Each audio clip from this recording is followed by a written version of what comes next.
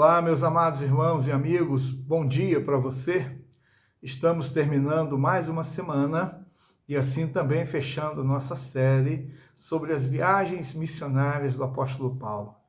E quando nós podemos, então, considerar esse período da sua vida, talvez aí do ano 45, alguns vão dizer que é a partir do 48, né? Até o ano 67, alguns também vão considerar 68 como a morte do apóstolo Paulo, quando ele foi ali na cidade de Roma, sentenciado à morte e decapitado. Então, durante esse período ministerial, ele desenvolve as suas viagens missionárias com lições tão importantes para nós como igreja. E eu quero hoje compartilhar com você, fechando essa nossa série, E Se Fosse Você?, onde nós encontramos muitas questões que podemos nos identificar com elas, nos colocarmos na mesma posição e refletirmos qual seria a nossa decisão. E hoje aqui nós estamos em Atos 16, no versículo 23, 24 e 25, que diz assim: E depois de lhes darem muitos açoites, os lançaram na prisão, ordenando ao carcereiro que os guardasse com toda a segurança. Este, recebendo tal ordem, levou-os para o cárcere interior e prendeu os pés deles no tronco. Por volta da meia-noite, Paulo e Silas oravam e cantavam louvores a Deus, e os demais companheiros de prisão os escutavam. Amém.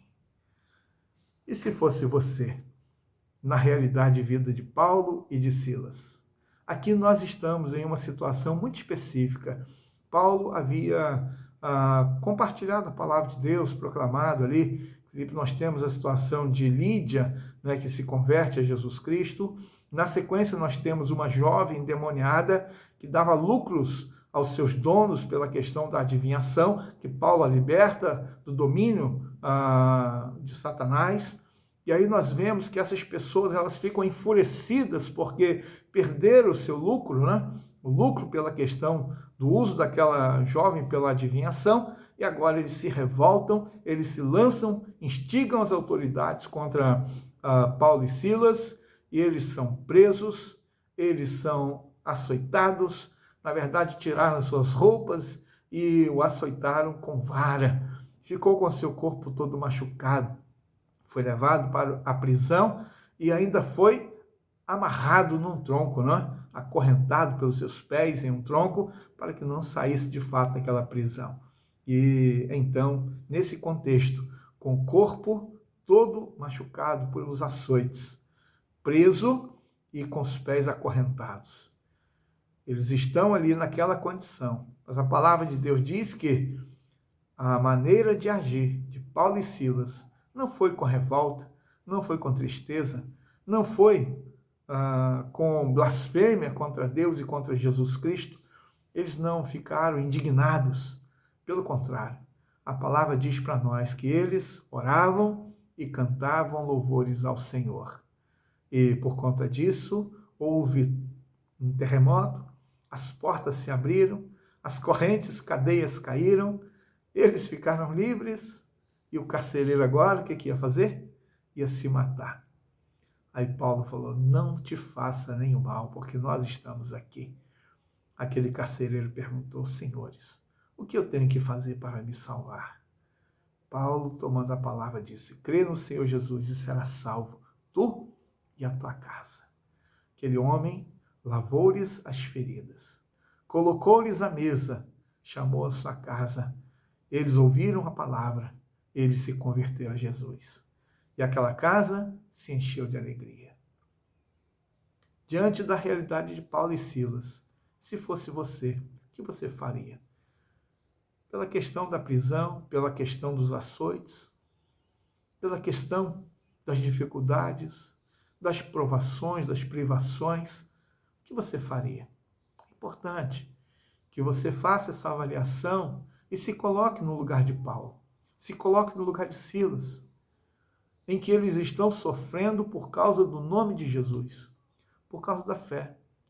E aí eu gostaria que você trouxesse para os nossos dias e que talvez no lugar dessa prisão, dos açoites, por conta de tudo isso, você colocasse a perda de um emprego, uma dificuldade na sua própria casa e família, uma situação envolvendo seus amigos, uma situação de vexame, de humilhação, de zombaria, porque você é um cristão, porque você age fazendo a coisa certa, porque você não compactua com a corrupção, que você não quer andar de forma desonesta, que você não quer aceitar viver com uma mulher que não lhe pertence, você não quer viver com um homem que não lhe pertence, você não quer viver numa vida de adultério, de prostituição, você não quer fazer coisas erradas e talvez você sofra consequências.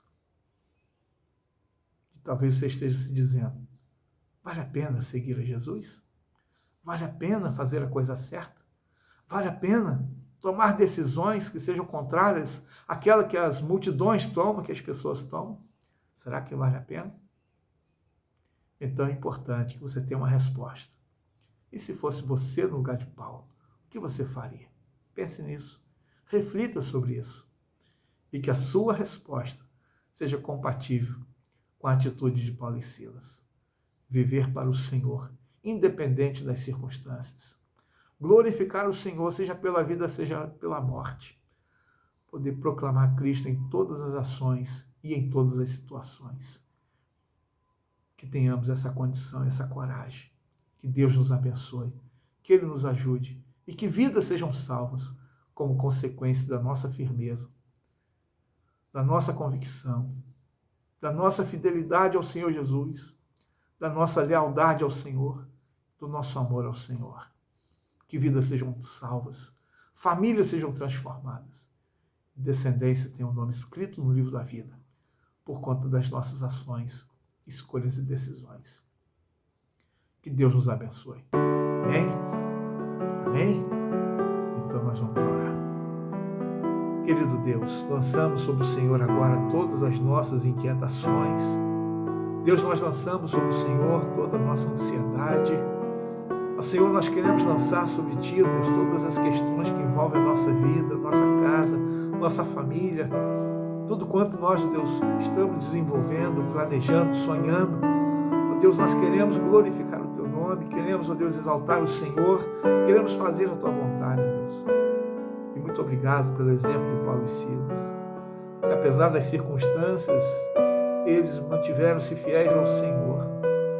E ali, com alegria, fazendo a Tua vontade, alcançaram vidas ali naquele lugar, mesmo no lugar desfavorável, mesmo numa condição hostil, mas eles foram ali fiéis ao Senhor.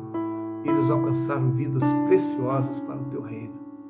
Que o Senhor nos ajude também, ó Deus, em meio às situações que vivemos, da mais diversas, mas que estejamos aproveitando a oportunidade para encaminhar vidas para a salvação e eternidade. Pedimos, ó Deus, que seja conosco nesse dia e oramos em nome de Jesus. Amém.